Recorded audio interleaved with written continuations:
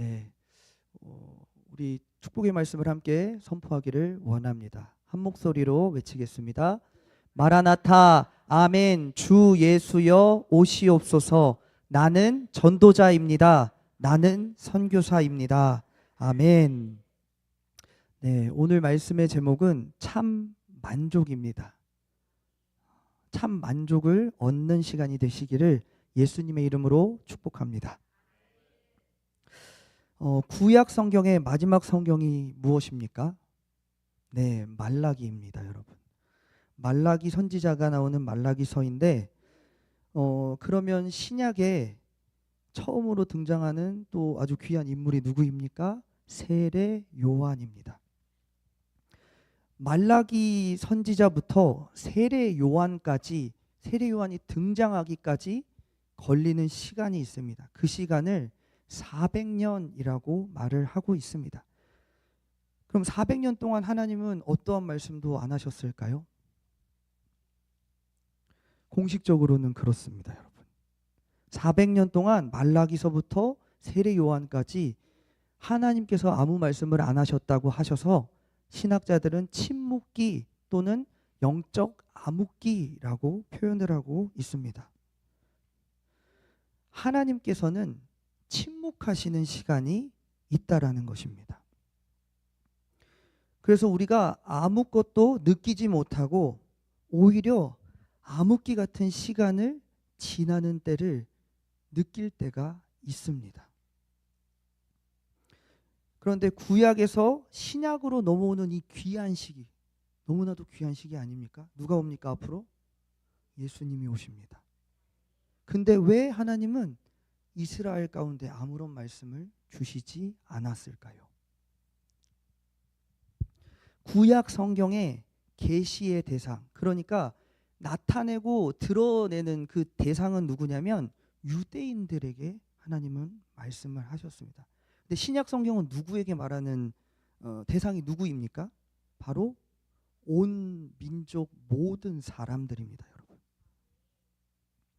하나님은 열방의 구원을 위해서 유대인들에게는 침묵하시는 것 같지만 세계 역사 가운데 엄청난 일들을 행하십니다. 그 기간을 보고 신구약 중간기라고 표현을 합니다. 하나님은 이 시간을 우연히 그냥 주신 것이 아닙니다. 하나님이 계획하셨던 때가 참에 하나님께서 정확히 계획하셨던 일들을 이루어 가시는 것입니다.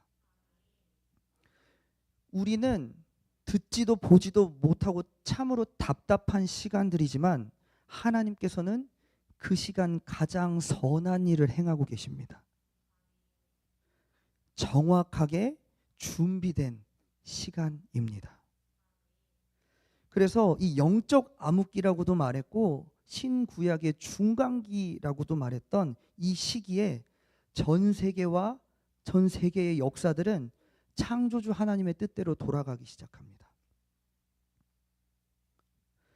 신약 시대에 와서 온 세계에 복음을 전파하기 위해서 이 암흑기 중간기에 하나님께서 예비하시고 행하셨던 일들이 있습니다. 세계 역사상 이스라엘의 영적 암흑기지만 하나님께서는 엄청난 일들을 행하시는데 그 중에 크게 4가지를 여러분께 소개해드리기를 원합니다. 이스라엘의 암흑기일 때 하나님은 세상 가운데 어떤 일을 행하셨냐면 첫 번째로 유대인의 회당에 모였던 하나님의 경외하는 자들을 준비합니다. 그게 무슨 말입니까? 이해가 안 갑니다. 잘 들어보십시오. 전 세계에는 유대인들이 뿔뿔이 흩어져 있습니다, 여러분. 포로기에 그곳에 정착했던 사람, 또 어떠한 이유로 세계로 나가야 됐던 사람들이 유대인들이 세계 곳곳에 나가 있습니다. 근데 그 사람들을 뭐라고 하냐면 우리가 흔히 많이 들었던 흩어진 자, 디아스포라라는 말을 씁니다. 근데 그들이 했던 일들이 뭐냐면 가는 곳마다 하나님의 말씀을 선포하는 회당을 짓습니다, 여러분. 그리고 회당을 짓는데 그곳에는 유대인들이 와서 하나님의 말씀을 듣기도 하지만 또 다른 종류의 사람이 옵니다. 그게 누구냐면 이방인들입니다, 여러분. 이방인 된 자들이 하나님이라는 존재가 있구나. 저 하나님을 나는 섬기리라 라고 회당 가운데 개종하며 들어오는 사람들이 있습니다. 그런데 그들이 그냥 들어왔다고 그들이 유대인이 되는 것은 아닙니다. 진짜 유대인이 되려면 어떤 일을 행해야 되냐면 성경 말씀을 따라 할례를 행해야 됩니다. 우리는 쉽게 할례 행하면 되는 거 아니야?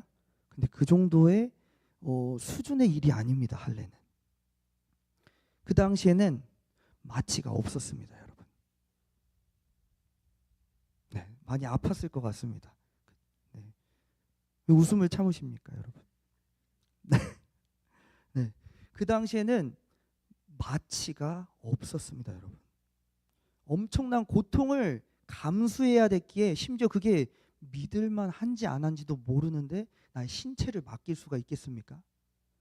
어려운 일입니다, 여러분. 심지어 그 일에 부작용이 있을지 없을지 모르기 때문입니다. 또 마지막으로 그들이 할례를 쉽게 받지 못했던 이유는 동족들이 나를 이상하게 보기 때문입니다. 여기 섬기는 그들의 종교와는 내 형제와 자매들과 가족과는 또 다른 형태의 일을 내 신체에 행해야 했기 때문에 그들은 쉽사리 하나님을 섬기고는 싶은데 할례는 받지 못하는 자들이 다수였습니다. 그런데 하나님께서 이 영적 이스라엘의 암흑기 때 이들에 대해서 지금 말씀을 나누고 있는데 그들이 어쨌다는 겁니까? 우리는 이렇게 생각할 수 있습니다. 그들이 아주 중요한 자들입니다. 왜냐하면 어느 날 바울이라는 존재가 옵니다. 그 땅에. 그래서 복음을 선포하는데 너희들은 육체의 할례가 아니라 내 마음의 할례를 받아라 말을 하는 것입니다. 그들은 거의 모든 자들이 회당에서 나와 교회로 옮겨갑니다. 그들이 영적 부흥기의 시작이 됩니다, 여러분. 그래서 폭발적으로 그들로 인하여 이 이방 땅에 교회가 세워지기 시작합니다. 아무것도 모르는 자들에게 복음을 전하면 그들이 듣습니까? 못 알아먹습니다. 근데 그들은 하나님을 이미 알고 있습니다. 그들에게 전하자 그들은 예수를 영접해 버리는 것입니다. 하나님은 이들을 준비하고 계셨습니다. 두 번째가 있습니다. 바로 알렉산더 대왕이 언어를 통일한 사건입니다. 우리 로마에 아주 유명한 정복자가 있었습니다. 그 사람의 이름이 바로 알렉산더 왕도 아니고 대왕입니다, 여러분.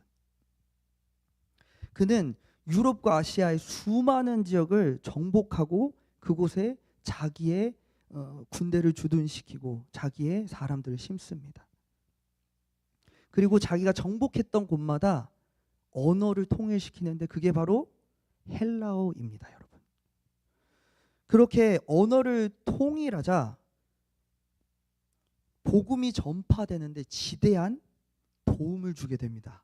그들은 의도하지 않았지만 하나님은 그들을 사용하신 겁니다. 그래서 다음에 신약 성경이 헬라어로 기록되는 배경을 만든 아주 장본인 중에 한 사람이 이 알렉산더 대왕이었습니다. 하나님 놀랍습니다, 여러분. 자기의 영광을 위해 그들은 그 일을 행했지만 하나님은 그것을 하나님의 영광으로 바꿔버리셨습니다. 또 세 번째가 있는데 하나님이 행하셨던 이 암흑기에 행하셨던 세 번째 일은 무엇이냐면 애굽 이집트의 톨레미 왕조라는 왕조가 있습니다. 근데 그들을 통하여 어떤 일을 행하시냐면 자기 나라의 책도 아니고 언어도 아님에도 불구하고 그들은 구약 모세 오경을 헬라어로 바꾸는 작업을 합니다. 자기 나라 책도 말도 아닌데요. 근데 그들은 그곳에 욕심이 있었습니다. 세계의 모든 책들을 갖고 와서 도서관을 만들기를 원했던 것입니다. 근데 자기들은 그 자기의 영광과 기쁨을 위해서 그 일을 행했지만 그 일을 하나님께서는 사용하신 것입니다. 그래서 그들이 히브리어를 압니까? 모릅니다, 여러분. 히브리어를 어떻게 합니까? 그 작은 나라의 언어를, 그 거대한 이집트가. 근데 그들이 히브리 사람들을 불러 모읍니다. 그리고 모세 오경을 주전 250년경에 번역하기 시작합니다. 헬라어로 바꾸기 시작한 것입니다. 그리고 무려 100년이 지난 이후에는 구약 성경을 완전히 번역해 버립니다. 누구를 위해서요? 그들은 자기를 위해서 그랬지만 이것은 복음을 전파하는 데 지대한 영향을 미친 것입니다. 이 톨레비 왕조에서 이 번역한 것을 여러분들은 잘 아실지도 모르겠지만 이 신약에서는 이름이 있습니다. 70인경이라는 아주 유명한 번역본이 있습니다. 엄청난 기독교의 이건 사실은 히브리어에서 헬라어로 최초로 번역된 번역입니다. 그래서 이것을 기준으로 우리는 수많은 신학적인 작업을 할 수 있게 되었습니다. 근데 이것은 바로 이집트에서 만들어졌다라고 합니다. 이 영적 암흑기에 저 무지한 사람들, 이스라엘 백성, 하나님의 사람들이 만든 게 아니고 하나님이 열방 가운데서 저 애굽 땅에서 하나님께서 일하신 것입니다. 만약에 말라기라는 이후에 400년이 없고 바로 예수님이 오셨다면 복음의 전파는 지금처럼 이루어지지 않았습니다, 여러분. 하나님의 이러한 세세한 작업들 가운데 하나님께서는 예수님이 오실 복음을 전할 준비를 하고 계셨다라는 사실입니다, 여러분. 마지막으로 네 번째를 말씀드리는데, 로마 제국이 정치적 안정이 이루어집니다. 모든 정복 전쟁을 이기고, 그리고 그들의 군수품과 그들의 군대를 보내기 위하여 도로망을 확충하고 안정적으로 건설하게 됩니다. 그래서 지중해에 있는 모든 그 유역과 영역들을 통과할 수 있는 길을 만들어서, 모든 길은 어디로 통합니까, 여러분? 로마로 통합니다. 근데 로마가 자기를 위해서 만들었지만 그게 어디를 위해 쓰임 받습니까? 우리의 사도들이 복음을 전하는데 그것들을 다 사용합니다, 여러분. 너무나도 놀라운 것입니다. 하나님은 이 일들을 잠잠하신 것 같지만 하나님의 계획과 뜻을 이루기 위하여 행하시고 계셨다라는 사실입니다. 하나님 이렇게 로마를 사용하시고 애굽을 사용하시고 할례 받지 못한 이방인들을 사용하셔서 영적 암흑기처럼 보이지만 예수님 오실 그 길을 준비하고 계셨습니다. 그래서 복음이 속히 예수님으로 인하여 열방으로 뻗어나갈 수 있게 모든 것을 준비하고 계셨습니다. 유대인의 상태와 달리 하나님은 가장 선한 일을 성취하고 계셨다라는 것을 생각해 볼 수 있습니다. 여기서 너무나도 중요한 단어는 상태입니다, 여러분. 이스라엘의 상태와 상관이 없습니다. 하나님은 선한 일을 여전히 이루어가고 계십니다. 그래서 우리는 하나님을 믿습니다. 아멘이십니까? 우린 이 하나님을 믿습니다. 그래서 우리는 우리의 상태를 벗어나서 하나님으로 인하여 만족하는 사람이 되어야 합니다. 왜냐하면 그분은 지금도 나에게 잠잠하신 것 같지만 선하신 일, 가장 선하신 일을 내 삶과 역사 가운데 이루어가고 계시는 분이시기 때문입니다. 그래서 우리는 우리의 상태를 생각하면 안 됩니다. 영적 암흑기라는 상태에 매몰돼 있으면 안 됩니다. 내 삶의 이 모양, 이 상태에 빠져 있으면 안 됩니다. 하나님을 믿는 그리스도인들은 그 신실하신 하나님을 이 상황 가운데도 믿는 자들입니다. 그래서 우리 하나님께서는 우리가 아직 죄인 되었을 때에 가장 선한 일, 무슨 일을 행하셨습니까? 하나님이 구원의 역사를 이루십니다. 우리의 상태가 죽음이 마땅한 죄인의 상태임에도 불구하고 그분은 이 세상 가장 귀한 일, 예수 십자가의 복음의 일을 이루십니다. 그래서 우리는 우리의 욕구가 충천하고 막 욕구에 불만족이 있어서 우리는 불행하다라고 생각하고 상태가 나를 압도하지만 우리는 하나님을 기억해야 됩니다. 그리고 그분으로 인하여 그분과 함께함에 만족할 수 있는 진짜 하나님의 사람 되어야 하는 것입니다. 오늘 말씀으로 우리 들어가기를 원합니다. 빌립보서 4장 11절로 13절 말씀입니다. 우리 아까 읽었지만 한 번만 더 읽었으면 좋겠습니다. 우리의 마음판에 새기기를 원합니다. 같이 읽겠습니다. 시작. 내가 궁핍함으로 말하는 것이 아니니라. 어떠한 상황에든지 나는 자족하기를 배웠노니 나는 비천에 처할 줄도 알고 풍부에 처할 줄도 알아. 모든 일 곧 배부름과 배고픔과 풍부와 궁핍에도 처할 줄 아는 일체의 비결을 배웠노라. 내게 능력 주시는 자 안에서 내가 모든 것을 할 수 있느니라. 아멘. 바울은 이 말씀을 그대로 띄워주십시오. 내게 능력 주시는 자 안에서 내가 모든 것을 할 수 있다라고 말을 합니다. 그런데 이 말씀을 보면 우리는 딱 이 절만 보고 생각합니다. 하나님 안에서 내가 하나님을 믿으면 그 주님 안에서 내가 모든 것을 할 수 있지 라고 우리는 쉽게 생각하고 우리는 떨릴 때나 괴로울 때 혹여나 우리가 불안할 때 이 말씀을 흔히 되새기기도 합니다. 근데 그것이 잘못됐다라는 것을 말씀드리는 건 아닙니다. 다만 이 맥락에서 이 말씀이 도대체 무슨 말씀을 우리에게 진짜 하고 싶은 거지 우리는 맥락을 볼 수 있어야 됩니다. 그 속에 있는 뜻을 알아야 되는 것입니다.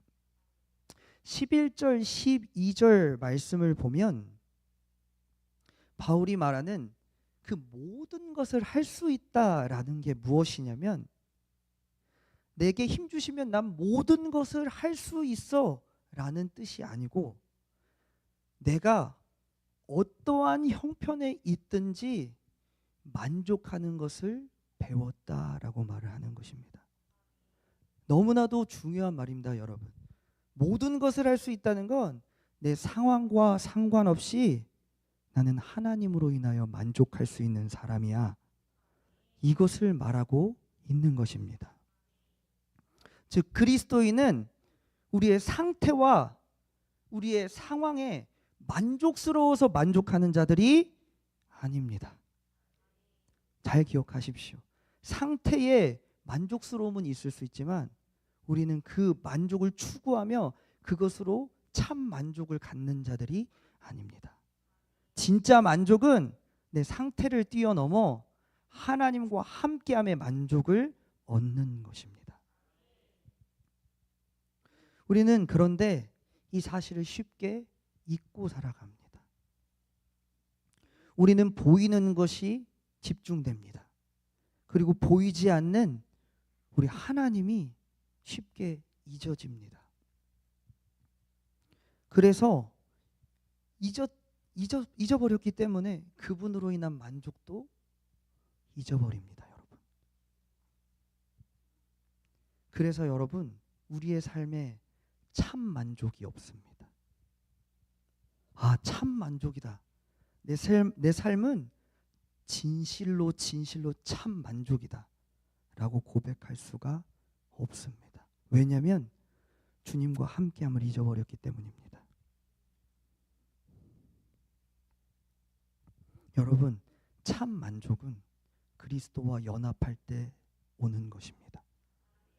진짜 내 마음의 만족스러움은 내 상태가 아닙니다. 뭔가가 나에게 주어지고 어떠한 상황이 벌어져서가 아닙니다. 그리스도와 함께함에 만족하는 것입니다.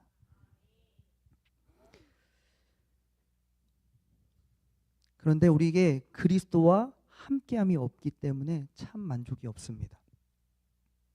심지어 가장 사랑하는 나의 가족들과 함께 할지라도 내가 그리스도와 온전히 함께하지 못하면 그 관계와 만남 가운데 참 만족은 없습니다, 여러분. 잘 생각해 보십시오. 가족과 만났을 때 너무나도 사랑하지만 야, 참 만족스럽다. 고백이 되십니까? 그렇지 못합니다. 왜냐하면 내가 그리스도와 온전히 함께하지 않고 그분을 잊고 있기 때문이고 그리스도 외에서 만족을 찾고자 하기 때문에 참 만족은 없는 것입니다. 우리는 오직 예수 그리스도와 연합함에 참 만족을 소유합니다. 우리의 상황과 우리의 어디를 가든지 내가 그리스도와 함께하면 난 참 만족 얻을 수가 있습니다. 이것이 바울이 말하는 만족의 일체의 비결입니다, 여러분. 누구도 빼앗아갈 수가 없는 참 만족의 비결이라는 것입니다. 하나님이 우리에게 주신 최고의 선물은 예수 그리스도입니다, 여러분. 더 귀한 선물은 없습니다. 더 귀한 선물은 이 땅에 허락하시지 않았습니다. 우리의 최고의 선물인 예수 그리스도를 우리는 기억해야 합니다. 죄값으로 영원한 지옥 형벌을 받아야 될 죄인된 우리를 대신해서 비참하고 잔혹한 그 십자가에서 아무런 말 없이 내 대신 피를 흘리셨습니다. 그리고 하나님이시기에 그는 죽을 수가 없어서 3일 만에 다시 부활하십니다. 그리고 우리에게 영원한 생명의 길을 허락하십니다. 더 큰 하나님의 사랑의 선물은 이 땅에 존재하지 않습니다. 임마누엘의 하나님, 하나님이 우리와 함께 계시다. 예수 그리스도입니다, 여러분. 최고의 선물입니다. 우리 인간이 누릴 수 있는 최고의 만족은 하나님과 함께하는 것입니다. 수많은 문제를 가진 사람들이 예수님을 만나기만 하면 그 모든 문제는 더 이상 문제가 되지 않습니다, 여러분. 그리고 오히려 그 문제가 예수님을 만나게 하는 축복의 통로가 되어버립니다. 너무 놀랍습니다, 우리 하나님. 저주를 축복으로 바꾸시는 분입니다. 내 슬픔과 문제를 기쁨으로 바꿔버리시는 참신이십니다. 그래서 우리는 우리 주님과 함께하는 것, 임마누엘, 예수 그리스도로 참 만족을 얻을 수가 있는 것입니다.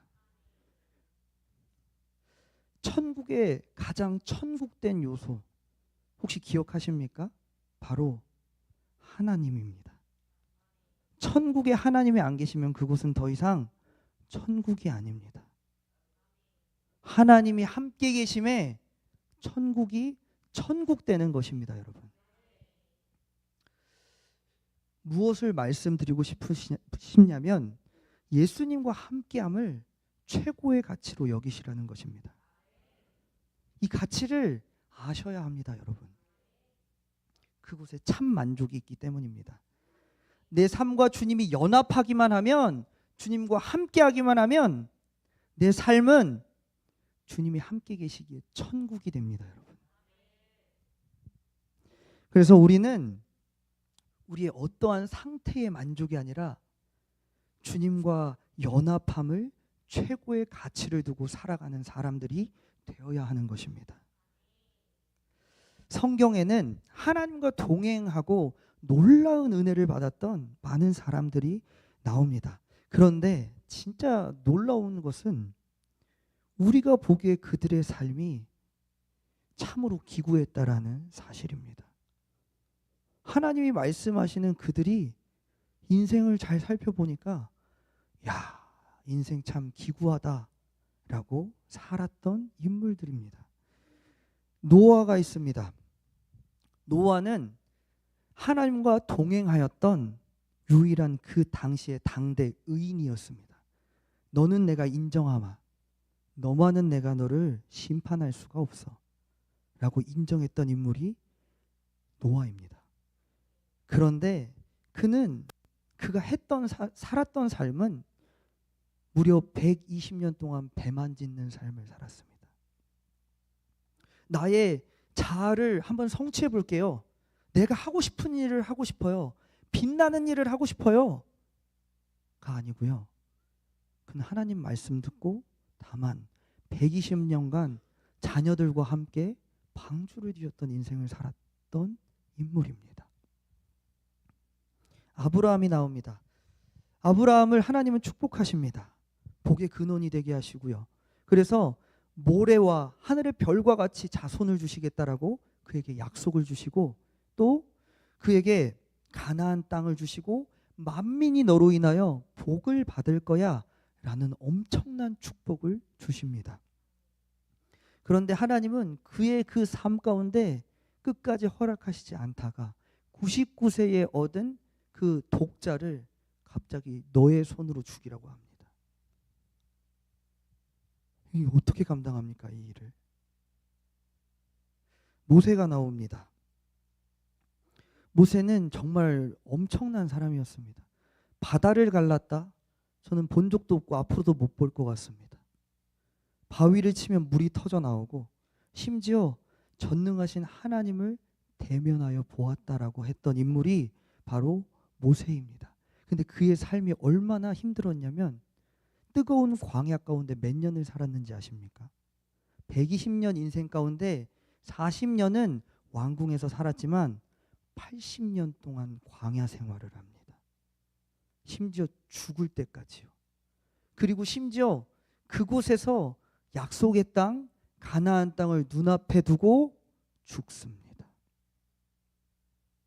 기구하지 않습니까, 여러분? 다윗이 나옵니다. 이스라엘의 최고의 성군, 이스라엘의 최고의 전성기를 이끌었던 인물. 심지어 지금도 이스라엘 사람들은 그를 너무나도 좋아합니다. 그래서 그들의 나라에 국기에다 별을 박아두는데 그 별의 이름이 다윗별입니다. 그런데 그는 하나님께서 왕으로 세우시겠다고 기름을 부으셨지만 곧바로 사울에 쫓기고 죽음에 쫓기는 자로 삶을 살아가게 됩니다. 네, 반응을 해주시네요. 감사합니다. 네, 거기에 그의 말년은 어떠한지요? 그의 말년에는 그의 아들이 아빠를 죽이고 왕이 되겠다고 반역을 일으킵니다. 근데 아빠는 그 아들을 죽이고 싶지가 않습니다. 내 아들이기 때문에. 그를 죽이지 마라. 그를 생포해 와라. 라고 말했지만 끝내 그 아들은 죽고 그 아빠는 다윗은 그 아들의 죽음으로 심히 슬퍼하는 이 마지막의 삶을 살아갑니다.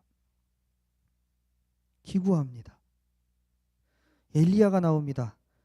엘리야 얼마나 위대합니까? 우리 대한민국의 병거와 마병처럼 이스라엘의 그는 병거와 마병이었습니다. 하나님이 그에게 모든 비밀을 다 보여주십니다. 심지어 그를 잡으러 왔던 자들이 하늘에 불이 떨어져서 죽어버립니다.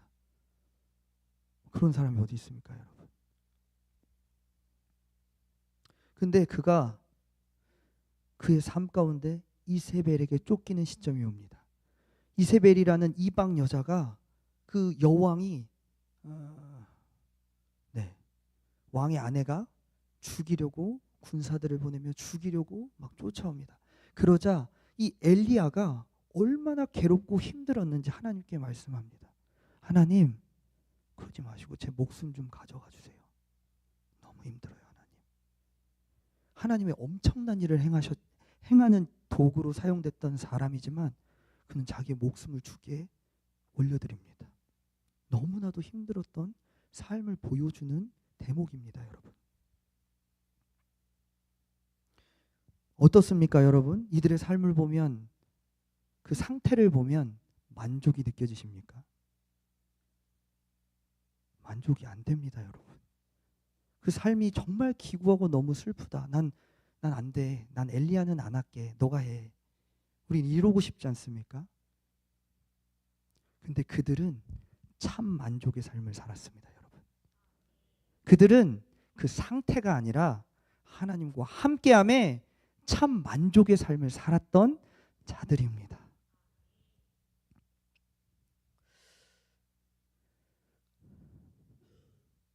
그리스도인은 상태를 따라서 만족하고 불만족하는 사람이 아니라는 것을 오늘 우리 가슴판에 새겨야 합니다.